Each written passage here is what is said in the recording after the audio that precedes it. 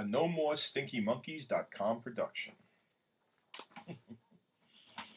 I'm violating my own rules for this top 200 list by going back this one time for a pre-rock and roll singer who inspired many performers throughout the history of rock and soul.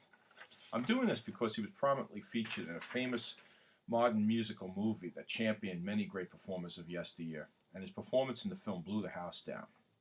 4 years later, an actor played him in another film, and again his most famous song was the showstopper. I'm talking about number 190, Cab Calloway. Cab Calloway III was born on Christmas Day in 1907 in Rochester, New York.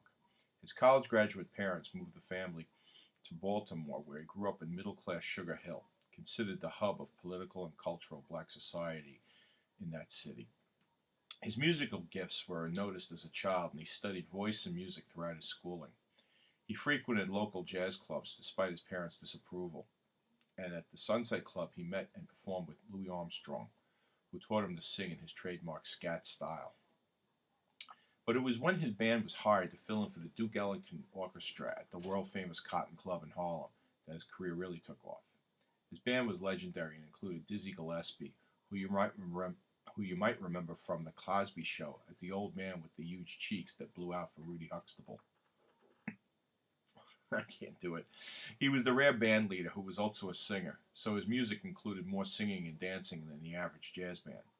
He developed a gliding backstep dance move called the Buzz, but is really the precursor to Michael Jackson's Moonwalk. It was in 1931 that he recorded his most famous song, Minnie the Moocher. That song opened so many doors for him and knocked down the color barrier in many ways.